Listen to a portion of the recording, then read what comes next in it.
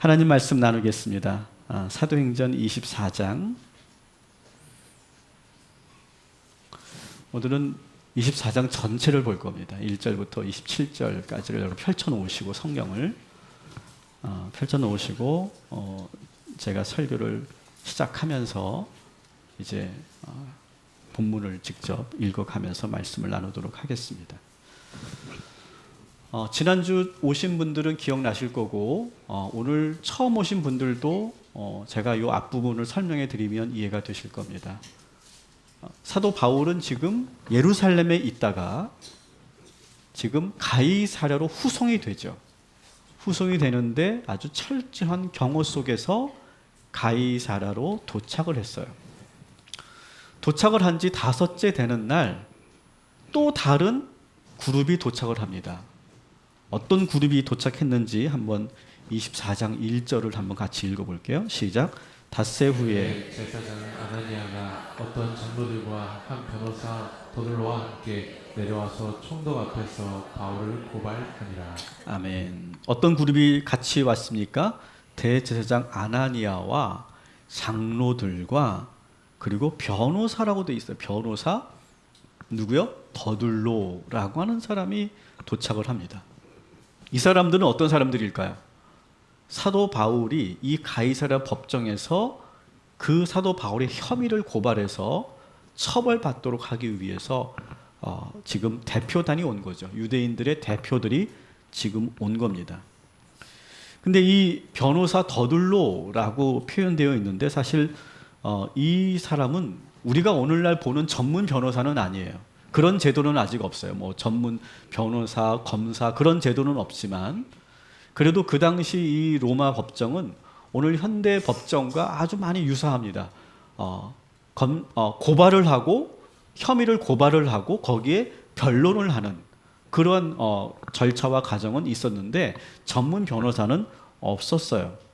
하지만 굳이 이렇게 변호사다 이렇게 더들로를 표현한 이유는 이 더들로라고 하는 이 사람은 로마 법정을 많이 경험해 본 사람이에요. 그래서 재판 경험이 풍부한 사람이기 때문에 이 재판을 유리하게 이끌고 갈 수 있는 그런 능력을 가지고 있는 유대인이었어요. 로마 유대법뿐만 아니라 로마법도 아주 정통한 사람이었고 또 이 로마 법정이니까 여러분 무슨 말로 이 재판을 이끌고 갑니까? 헬라어로 하겠죠. 이 더들로는 헬라어도 아주 능통해서 언어 문제가 전혀 없는 그런 사람이었고 또 헬라식 변증 훈련을 받았기 때문에 그 연설을 하거나 어떤 그런 변론을 할 때 아주 능숙하게 아주 말을 잘 할 수 있도록 훈련된 사람이었어요. 이 대제사장 아나니아가 이 더들로를 데리고 온 이유가 있죠.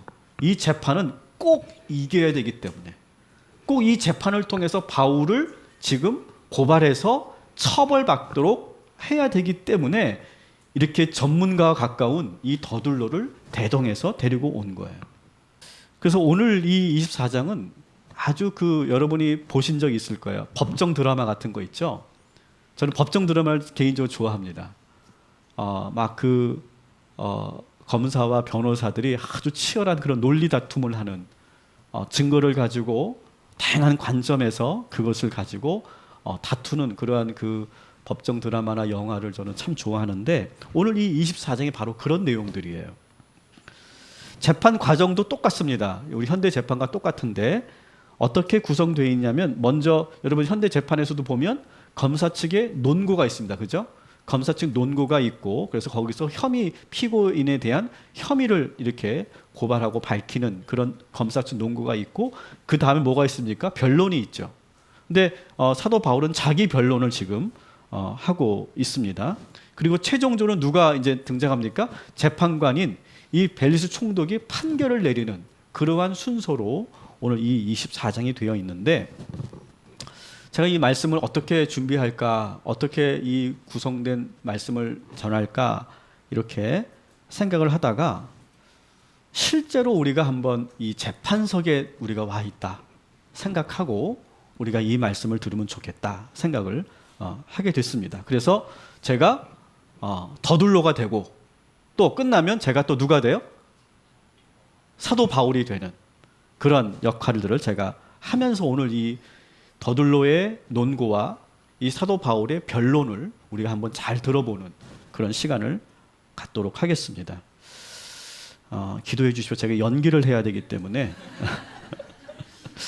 이 연기가 저는 안 되는 사람이지만 한번 그래도 이거는 그냥 법정이니까 큰 연기는 필요 없으니까 저를 그렇게 봐주시면 좋겠어요. 제가 지금 누구라고요? 더둘로예요. 더둘로. 지금은 자, 목소리도 좀 바꿔서 한번 해보겠습니다. 벨릭스 각하. 우리는 각하 덕분으로 우리는 지금 태평성대를 이루고 있습니다. 각하의 그 탁월한 선견지명으로 우리 유대 땅은 아주 많이 발전했습니다.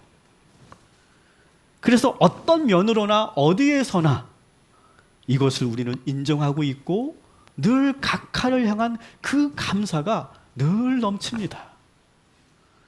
저는 바쁘신 각하를 오래 붙잡아둘 마음이 전혀 없습니다.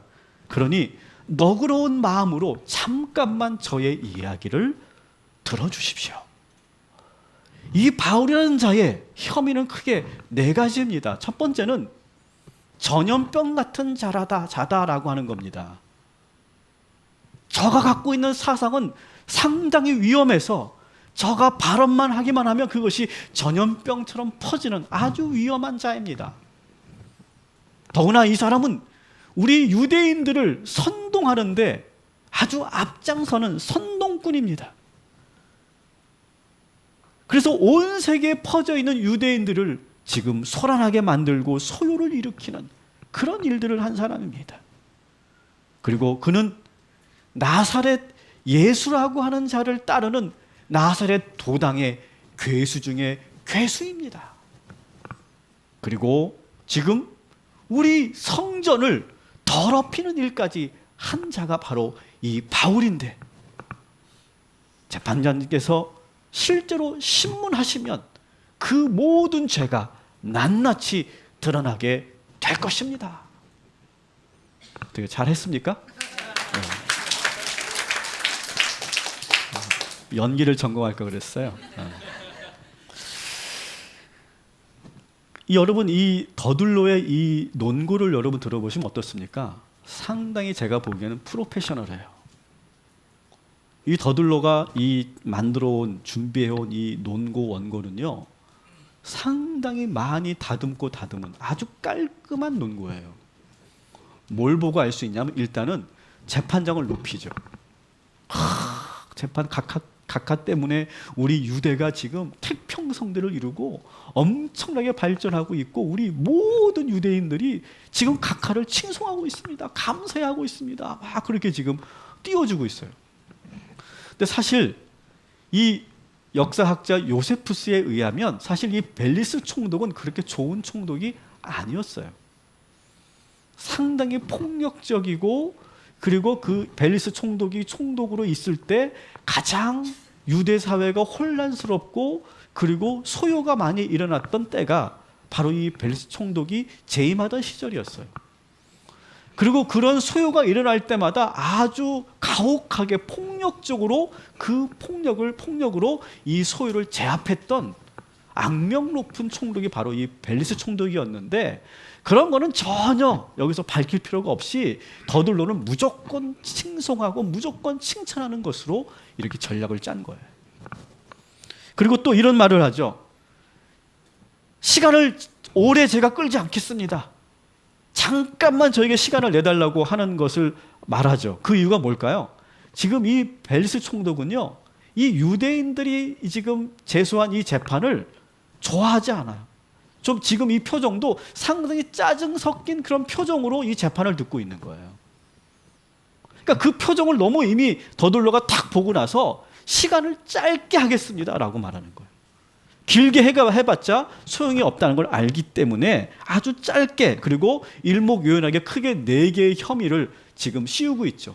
전염병 같은 자다. 그리고 유대인들을 지금 선동하고 있다. 그리고 나사렛 도당의 괴수다. 그리고 성전을 더럽히고 있다. 이것을 지금 4개의 혐의를 일목요연하게 탁탁탁 집어서 소개하고 있어요.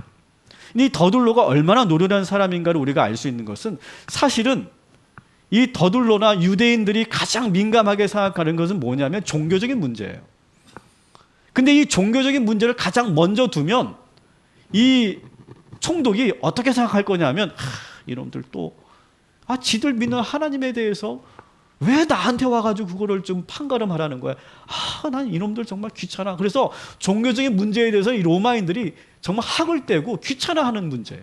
근데 그 문제를 먼저 1번으로 두면 아예 총독이 듣지 않을 것을 알기 때문에 맨 마지막에 살짝 끼워 넣어서 지금 혐의를 지금 고발하고 있는 거예요. 그만큼 이 더둘로는 아주 노련하고 그리고 프로페셔널한 그러한 검사 역할을 하고 있다라고 하는 것을 우리가 알게 되죠.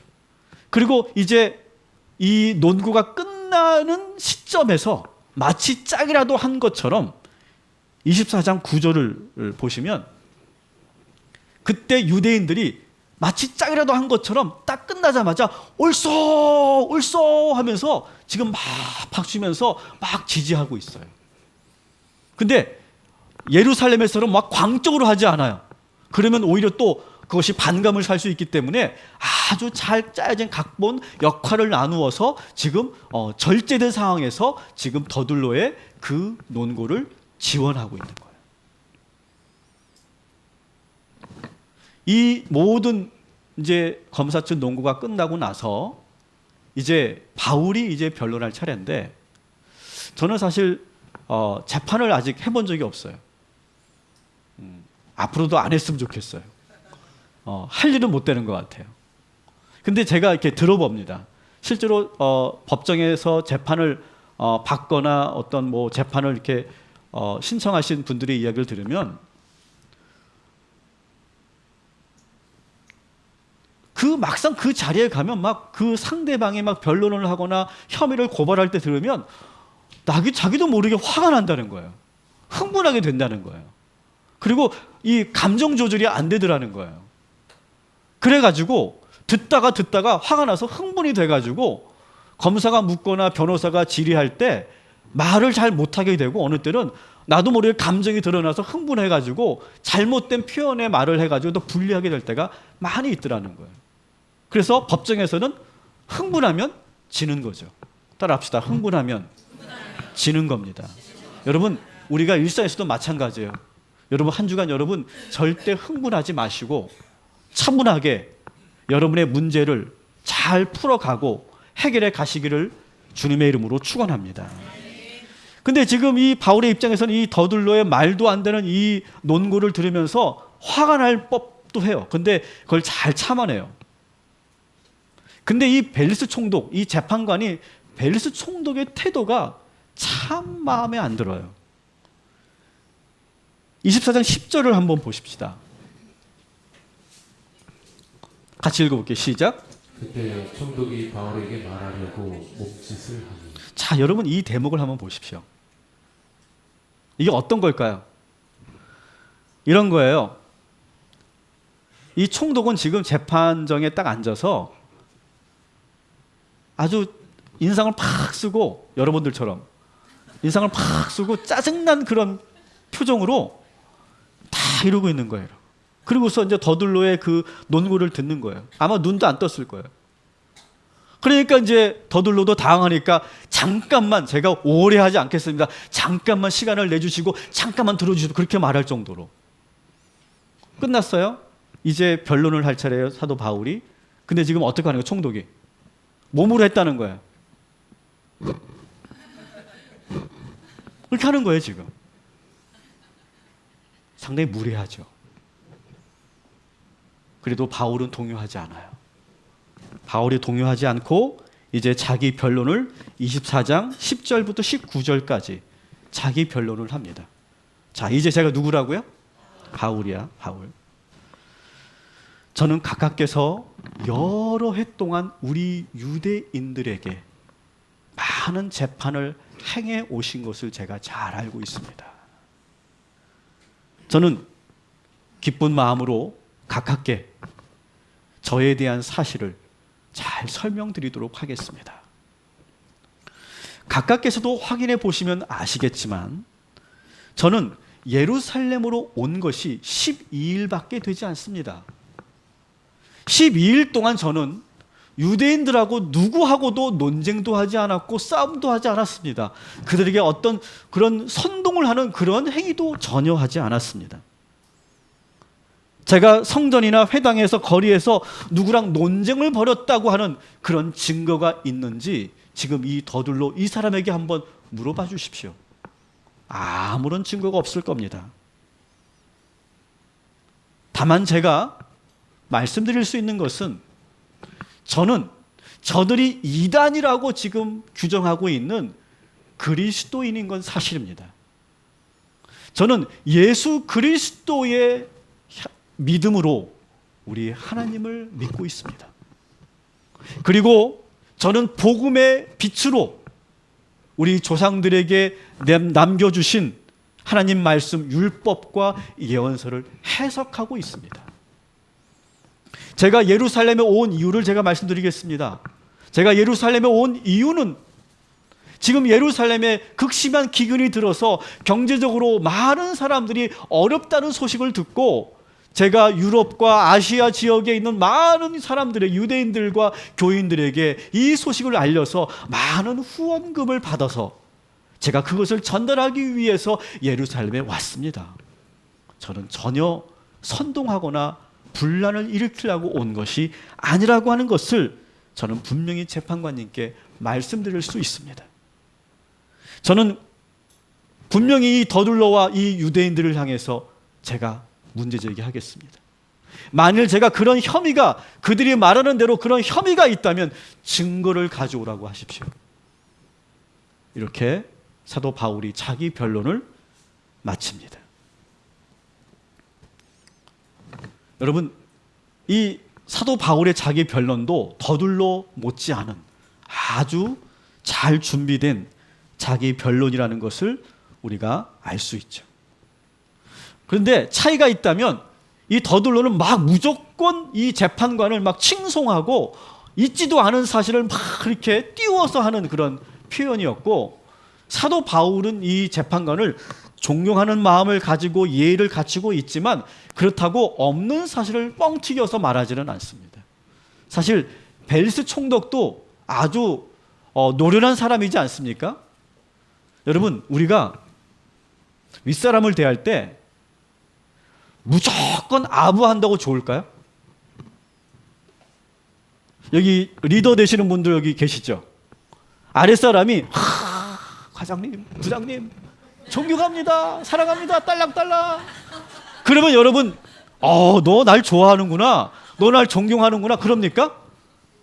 표현은 하지 않지만 이 친구 내가 못 믿겠네, 그걸 알아요. 과장하지 않지만 마음으로 저 친구는 괜찮은 친구야, 그렇게 느껴지는 그런 사람을 사실은 더 좋아하는 거거든요. 그러니까 사실은 지금 벨릭스의 마음에는 너무 과도하게 칭찬하는 더둘러보다는 이 사도 바울의 진실하면서도 그리고 예의와 절제를 가지고 이 재판에 임하는 그 자세를 더 좋아했을 거예요. 그리고 사도 바울이 지금 더둘러의 그 논리를 무너뜨리는데 아주 결정적으로 사용한 것이 뭐냐면, 따라합시다. 증거재판주의. 여러분, 이 개념을 여러분 한번 잘 여러분의 삶에 적용하시면 좋겠어요. 저는 이 증거재판주의가 우리 삶에도, 저는 법에서만, 재판정에서만, 법정에서만 저는 이것이 통용되는 것이 아니라 우리의 삶에서도 이 증거재판주의라고 하는 이 지혜가 잘 저는 적용되었으면 좋겠어요. 이 증거재판주의가 뭡니까? 이것은 재판에서 피고의 혐의 사실을 인정하려면 반드시 뭐가 있어야 돼요? 증거가 있어야 된다라고 하는 증거. 증거가 없는 혐의에 대해서는 인정하지 않는다. 이것이 바로 증거재판주의입니다. 근데 왜 법정에서는 이것을 철저하게 따르려고 할까요? 여러분, 증거가 없는 그런 무고한 그런 고발과 혐의가 얼마나 난무한지 몰라요. 우리나라는 지금 무고죄가 너무너무 심하다고 그러죠. 무고한 그런 사람에게 덮어 씌우고 그리고 있지도 않은 사실을 막 폭로하고 그리고 모함해가지고 그 사람들을 막 무너뜨리는 그런 일들이 참 많대요. 특히 이 기업을 하시는 분들의 얘기를 들어보면 막 잘 되면 사업이 막 잘 되면 주변에서 이상한 소문을 만드는 사람들이 있다는 경쟁자들 가운데. 근데 그 소문이 진짜인 것처럼 퍼져가지고 처음에 그렇게 사업이 잘 되는 그런 회사들이 순식간에 무너지더라는 거예요. 사업이 잘 되고 있는데 그런다는 거예요. 저기 부도난다며, 저기 곧 망한다며, 뭐 부채가 뭐 엄청나다며, 그런 식으로 흘리는 거예요. 있지도 않은데 품질에 뭐가 문제가 있어가지고 뭐 엄청난 그런 벌금을 물었다며, 그런 식으로 막 흘리고 다니는 거예요. 그러면 있지도 않은 사실인데 그것 때문에 기업하는 분들이 많이 무너지는 경우를 많이 봤다라고 하는 걸 제가 들은 적이 있어요. 여러분, 저는 이 증거 재판주의가 저는 여러분의 삶에서도 또한 여러분의 가정에서도 우리 교회에서도 이것이 저는 잘 적용되어졌으면 좋겠어요. 따라합시다. 사실이 아닌 것은 말하지 말자. 여러분, 우리는 팩트 중심으로 볼 수 있어야 돼요. 근데 그 팩트는 뭐냐? 따라합시다. 내가 직접 보고 내가 직접 들은 것만 사실이다. 많은 경우 이럴 때가 있어요. 누군가가 나한테 막 뭔가를 전달해줘요. 그런데 내가 직접 그걸 들은 게 아니고 내가 직접 그 현장에 없었던 건데 그 사람의 말을 들으면 정말 문제가 있는 것 같고 정말 심각한 것처럼 느껴져요. 그래서 나도 모르게 정말이야? 그런 일이 있었어? 라고 내가 흥분하게 되고 같이 동요하게 될 때가 많아요. 그런데 여러분, 그때 꼭 한번 이것을 기억하세요. 아, 내가 이걸 직접 본 게 아니지. 내가 직접 이것을 그 사람에게 들은 것이 아니지. 그러면 이것은 판단을 보류하자. 그리고 실제로 좀 더 기다려서 정말 사실이 드러날 때까지 유예하는 거예요. 판단을 보류하는 거예요. 거기에 동요하지 않는 거예요. 여러분, 그래서 제 스타일을 여러분 잘 아시면 좋겠어요. 여러분들이 저에게 뭔가를 전달할 때 그렇게 이해하시면 좋아요. 제가 직접 들은 게 아니고 제가 직접 본 게 아니면 제가 듣고서 감안을 하지만 제가 그 말에 동요하지 않으려고 저는 애써요. 그래야 되지 않겠어요? 목회자가? 담임 목사가? 거기서 여러분들이 아무리 말했다고 해서 여러분들이 아무리 중직자고 여러분들이 아무리 저 가깝다고 해서 여러분들이 한 말만 제가 듣고 거기서 내가 흥분해가지고 정말 그랬어? 그러면서 제가 막 동요하고 거기서 내가 감정적으로 일을 처리한다면 어떻게 되겠어요? 안 되겠죠. 제가 듣지 않고 제가 직접 없었던 그 현장의 일은 내가 듣기는 하되 경청은 하되 내가 그것을 다 인정하지 않고 보류하겠다. 그런 자세를 취할 테니까 여러분 오해하지 마세요. 우리 목사님은 뭘 얘기해도 믿어주지를 않아. 그렇게 여러분 생각하지 말고 그러한 마음으로 목사님이 이 상황을 보고 있구나. 여러분 그렇게 이해하시면 좋겠어요. 근데 여러분, 여러분의 삶에서도 마찬가지예요. 꼭 하세요. 내가 직접 보고 들은 게 아니면 누군가가 전달한 것이라면 그 사람이 아무리 가까운 사람이라도 여러분 거기에 너무 동요하지 않기를 바랍니다. 증거가 분명해야 되는 거예요.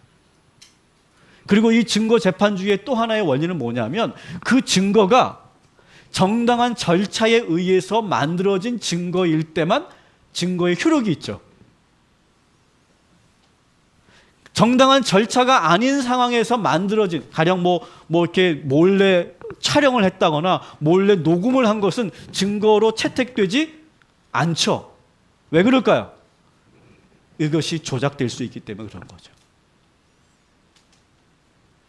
제가 여러분들에게 이 말씀을 빌어서 제가 꼭 여러분들에게 부탁을 하나 드릴게요. 우리 교회는 아직 그런 일이 없어서 참 감사한데요.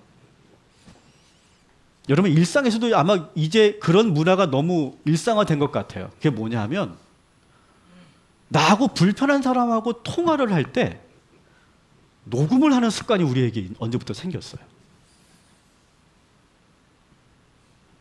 아닌 것처럼 여러분 표정을 하고 있지만 제가 다 알고 있습니다. 근데 만일 그 녹음이 상대방과 협의된 사항에서 녹음을 한 거라면 그런 분명히 증거가 될 수 있고 효력이 있죠. 그런데 상대방을 모르게 내가 그것을 녹음을 했다면 여러분이 그것을 간직할 수는 있겠지만 그것을 퍼뜨리는 일은 하지 않기를 바랍니다. 아멘 안 할 줄 알았어요. 제가 이 말씀을 왜 드리냐면요. 제가 이전 교회에서 분쟁이 생겼어요. 근데 저를 찾아왔는데 녹음을 했다는 거예요. 근데 더 놀라운 건 뭔지 아세요? 양쪽이 다 녹음을 했어요. 제가 어떻게 했을까요? 들었을까요? 안 들었을까요? 안 들었습니다. 그것은 정당한 절차에 의해서 만들어진 증거가 아니기 때문에. 물론 그걸 들으면 분명히 사실이 뭔지를 제가 판단할 수는 있겠죠. 하지만 제가 단호하게 거절했어요. 제가 그거 듣지 않겠습니다. 제가 이 말씀 드리는 이유, 저에게 그 녹취록 가져오시면 저는 안 보고 안 듣습니다. 그건 정당한 절차가 아니기 때문에 그래요. 여러분, 우리 사회가요, 이제는 서로를 못 믿는 시대가 됐어요. 그래서 이런 일들이 참 많아요, 정말로. 녹음을 해서 그것을 공개하고 그것을 막 세상에 알리고요. 또 서로가 이렇게 문자로 주고받은 그 내용을 막 그것을 막 지금 공개하고 그러면서 정말 진흙탕 싸움을 하는 그런 우리가 문화 속에 살고 있는데 저는 우리 교회가 그런 일에 휘말리지 않기를 소망합니다. 그래서 여러분 누군가가 집사님 내가 이거 녹음해놨는데 한번 집사님 한번 들어봐. 들어보고 이것 좀 판단해봐. 그러면 어떻게 하라고요? 안 들어야 돼. 듣지 말아야 돼. 듣고 싶지 솔직히. 듣지 말아야 돼. 들으면 안 돼. 들으면 그런 그 과정 자체가 옳지 않고 그러면 그렇게 되면 내가 판단할 때 잘 판단할 수 없게 되더라고요. 이게 바로 증거 재판주의의 기본적인 원리 아닙니까? 저는 이것이 여러분의 삶에서도 저는 그대로 적용되길 바랍니다.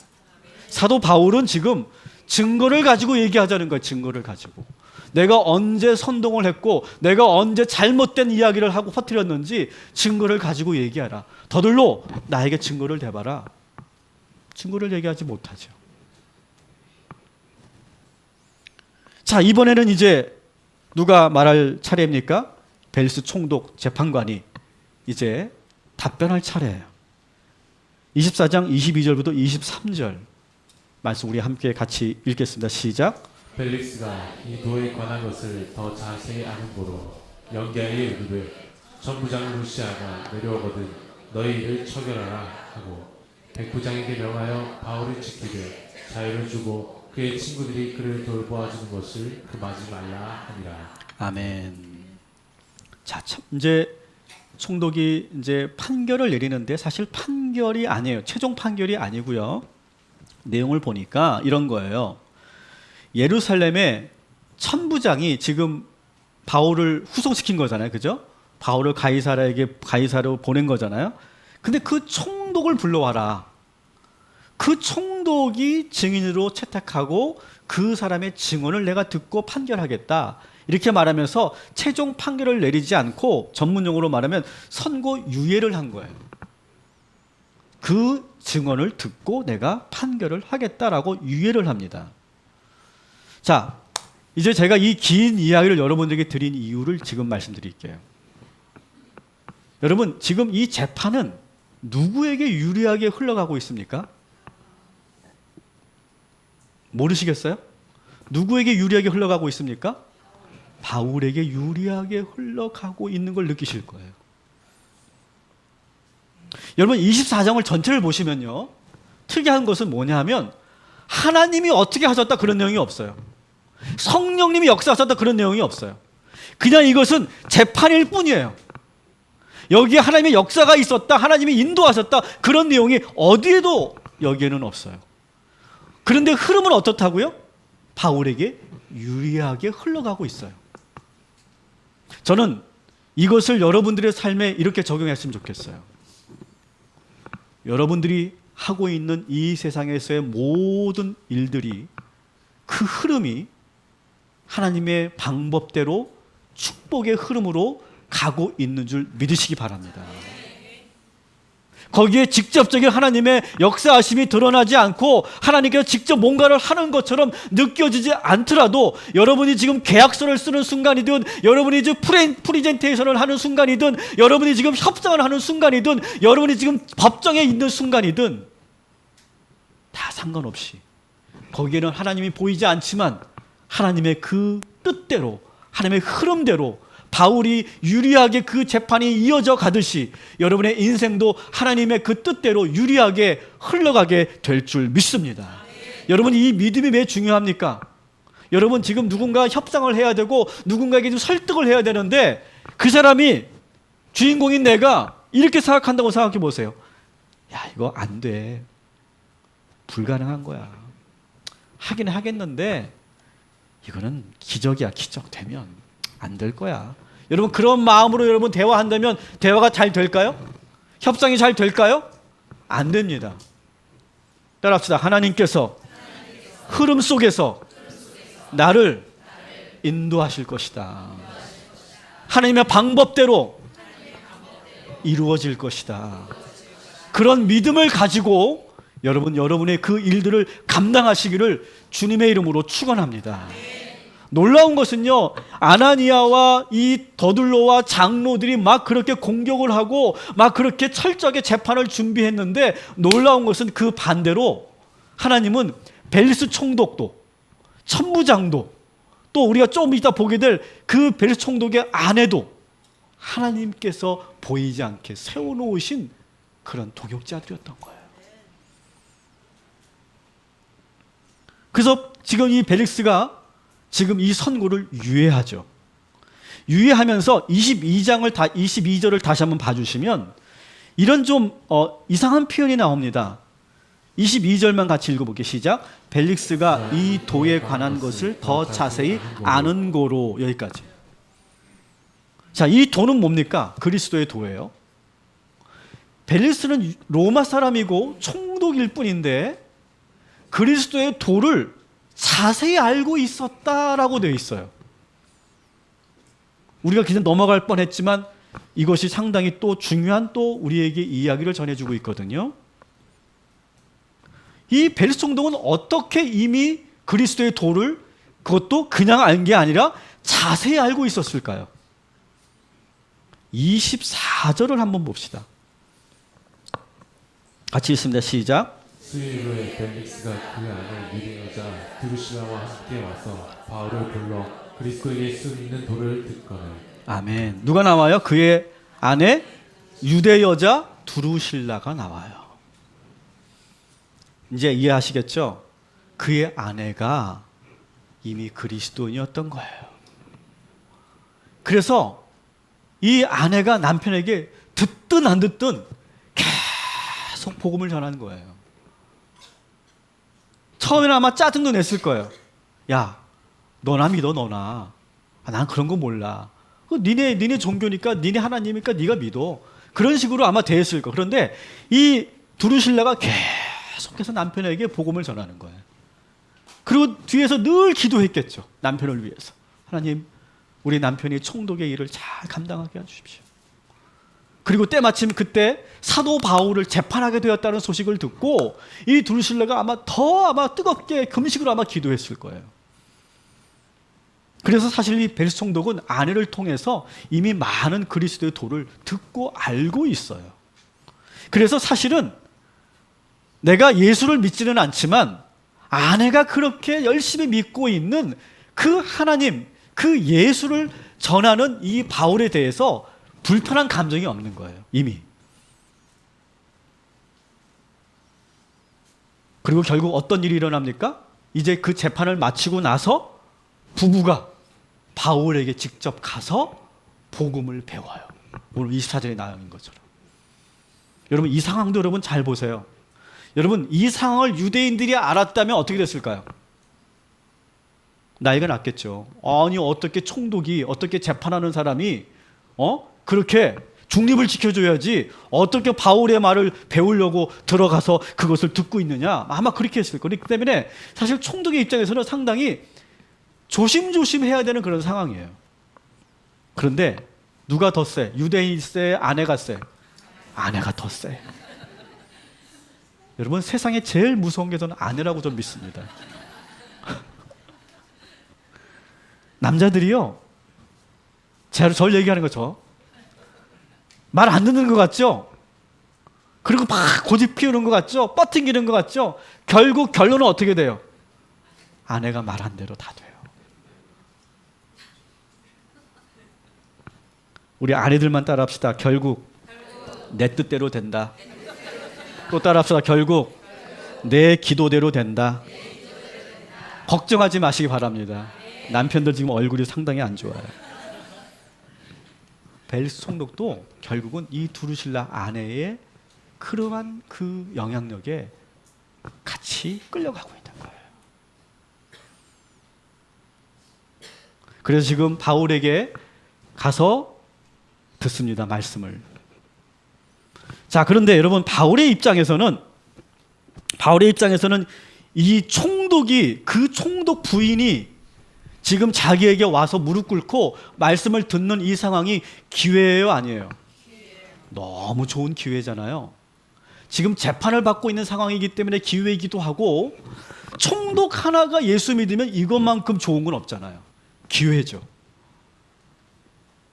다시 안 올 수 있는, 다시 못 올 기회예요. 저라면 어떻게 했을까? 저라면 일단 저는 일어나서 벌떡 일어나서 아유 잘 오셨습니다. 자, 먼저 안수기도 제가 하겠습니다. 탁 하고 제가 머리 꽉 누르고서, 하나님, 총독께서 오셨습니다. 이 총독께 하나님께서 함께하여 주시어서 축복을 100배나 더하게 하여 주옵시고 승진하게 하여 주옵시고 하나님 영광 돌리는 귀한 아들 되게 하여 주시고 하나님 이 가정을 축복하여 주시옵소서. 아마 제가 그렇게 했을 거예요. 왜? 기회니까. 근데 바울이 벨릭스와 그의 아내에게 전한 말씀이 소개되고 있어요. 25절 한번 같이 봅시다. 같이 읽을게요. 시작. 바울이 의와 절제와 장차오는 심판을 강론하니. 자, 보세요. 의와 또 뭐예요? 절제와 또 뭐예요? 심판. 야, 여러분 한번 보세요. 요 세 단어만 봐도 요 메시지가 총독이 듣기에 좋았을까요? 불편했을까요? 왠지 좀 느낌이 있죠? 이런 거예요. 지금 바울은 이 총독을 딱 앉혀놓고 눈 똑바로 뜨면서 그렇게 말하는 거예요. 총독님, 정의로우셔야 돼요. 똑바로 사셔야 돼요. 그러는 거예요. 여러분, 솔직히 우리 까놓고 얘기합시다. 정치인이 어떻게 정의로워요? 응? 그 총독까지 오르는 그 과정이 얼마나 정치에 암투가 있었겠어요. 근데 정의롭게 사세요. 아마 뜨끔했을 거예요. 두 번째 뭐예요? 절제하세요. 총독님, 그리고 사모님, 절제하세요. 근데 이 말을 듣는 순간 이 두 부가 얼굴이 시뻘개집니다. 그리고 아마 그 두루실라는 아마 입술이 벌벌벌 떨렸을 거예요. 왜 그런지 아세요? 역사사에 보면 이 두루실라는요, 원래 이미 결혼한 여자였어요. 아지즈 왕의 부인이었어요. 근데 여러분, 그 당시에는 정치적인 그런 권력에 의해서 부인을 뺏고 빼앗기기도 했나 봐요. 그래서 이 총독이 이 두루실라를 보고 반면에 반한 거예요. 그래서 그 아지즈 왕에게 저 부인을 나에게 주시오 한 거고, 로마 총독이니까 감히 그 작은 나라의 왕이 어떻게 할 수 없으니까 그 아내를 그냥 준 거예요.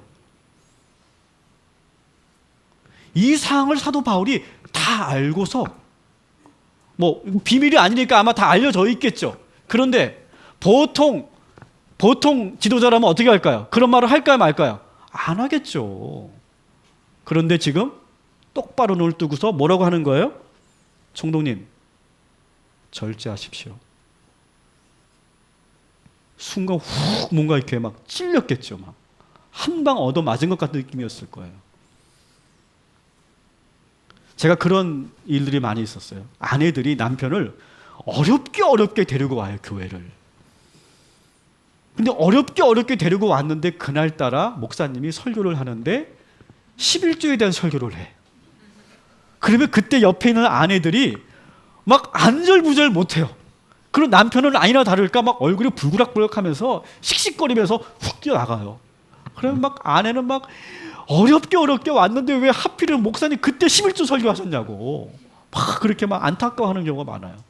근데 두루실라 입장에서도 여러분, 이 남편을 이 바울에게 데리고 오기까지 얼마나 공을 들였을까요?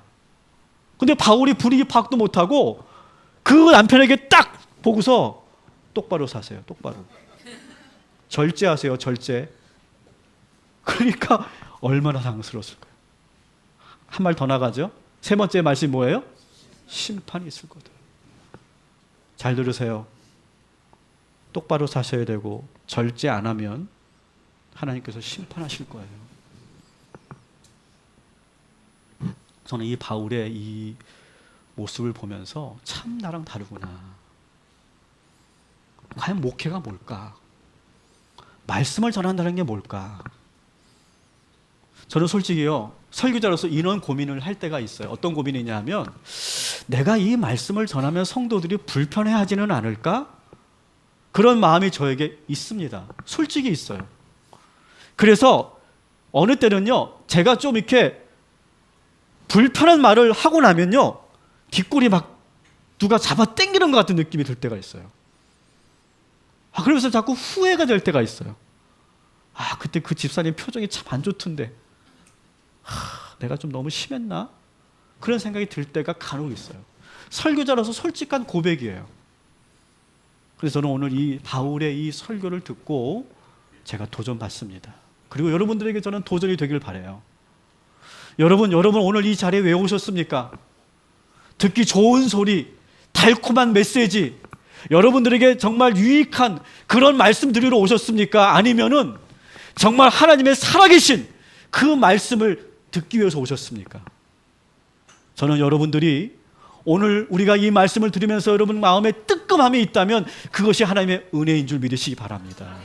저는 우리 교회가 그랬으면 좋겠고 제가 설교자로서 그렇게 좀 더 담대했으면 좋겠어요. 저를 위해 기도해 주세요. 제가 여러분들을 너무 의식하지 않도록 기도해 주세요. 그리고 정직하게 있는 그대로 하나님의 말씀을 전할 수 있는 설교자가 될 수 있도록 여러분 기도해 주시기 바랍니다. 제가 바울의 말씀을 빌어서 여러분들에게 다시 권면드립니다. 여러분 정직하게 사세요. 편법 쓰지 마시고 그리고 정의롭게 사세요. 그리고 여러분 절제하시기 바랍니다. 절제하세요. 절제. 여러분 안에 있는 그 탐심 누르십시오. 절제하십시오. 그렇지 않으면 하나님께서 여러분의 인생과 여러분의 가정을 심판할지도 모릅니다. 이 말씀을 듣고 여러분 뜨끔함이 있다면 그것은 하나님께서 나에게 주시는 말씀이라고 기억하시고 모두가 아멘 하시기를 주님의 이름으로 축원합니다. 자, 이 말씀을 들은 이 배송독이 어땠을까요? 반응이. 근데 배송독이 참 괜찮은 사람이었어요. 그 이후에도 계속해서 바울을 찾아갑니다. 그리고 또 듣는 거예요. 또 듣고 또 듣는 거예요. 완벽하게 변하지는 않았지만 몇 년 동안을 바울을 찾아갈까요? 2년 동안을 계속. 그가 유대 총독의 임기가 끝날 때까지 계속 바울을 만나서 듣고 또 듣는 거예요. 멋있는 사람이죠? 그 뒤에 누구 있다고요? 누가 있다고요? 아내 두루실라가 있어요. 근데 마지막 요 부분만 우리가 다루고 우리가 마치면 좋겠는데, 그런데 이 두루실라가 26절을 한번 같이 읽어볼게요. 같이 읽어볼게요. 시작. 동시에 또 바울에게서 돈을 받을까 바라는 거로 더 자주 불러 같이 이야기하더라. 아멘. 자, 벨릭스에게는 두 가지 마음이 있었어요. 첫 번째는 그래, 저 바울 선생님 말씀이 듣기는 참 거북한데 나를 계속 도전하게 하고 깨어있게 한다. 그런 의미에서 계속 찾아갑니다. 근데 한쪽 마음은 뭐가 있었을까요? 저 바울 선생이 지금 돈을 많이 갖고 있는 걸 내가 알고 있는데, 그 후원금 많이 걷은 걸 내가 알고 있는데, 야, 혹시 이렇게 나랑 친해지면 좀 정치 후원금 좀 주지 않을까? 그런 마음이 있었다는 거예요, 사실. 인간적인 마음이죠. 근데 바울이 줬을까, 안 줬을까? 줄 리가 없죠. 바울 성격에. 알고는 더 안 주죠. 그래도 벨릭스는 그래도 아내가 뒤에서 기도하고 있고, 그리고 그 거칠은 그 직접적인 그 복음을 들으면서 불편해하지 않고 2년 동안 계속 들었다는 거, 이 사실. 전 이 사실만으로도 저는 우리 벨릭스를 칭찬해주고 싶어요. 여러분, 우리가 자꾸 듣기 좋은 소리만 들으려고 할 때가 있어요. 여러분, 거기에 너무 속지 마시고, 거기 달콤함에 빠지지 마시고, 나를 깨우고, 나를 고민하게 만들고, 나를 생각하게 만드는 그런 하나님의 그 날카로운 날선 검과 같은 그 말씀을 우리 모두 듣게 되기를 주님의 이름으로 축원합니다. 말씀을 마칠게요. 자, 이제 한 주간도 하나님께서 보이지 않게 여러분들에게 역사하여 주실 줄 믿습니다. 여러분이 있는 그 일터에서, 사무실에서, 법정에서, 계약을 하는 그곳에서 여러분이 설득해야 되는 그 사람을 만날 때 무슨 일을 하든지 보이지 않는 하나님의 그 손길이 여러분과 함께하여 주셔서 결국 여러분들이 유리하게 흘러가게 될 줄 믿습니다. 그런 믿음으로 시작하십시오. 그리고 증거 재판주의를 여러분의 지혜로 삼아서 쓸데없이 동요되지 말고, 그리고 사실이 아닌 것을 전파하지 말고, 그리고 더 정직하게 행하는 저와 여러분이 되기를 주님의 이름으로 축원합니다.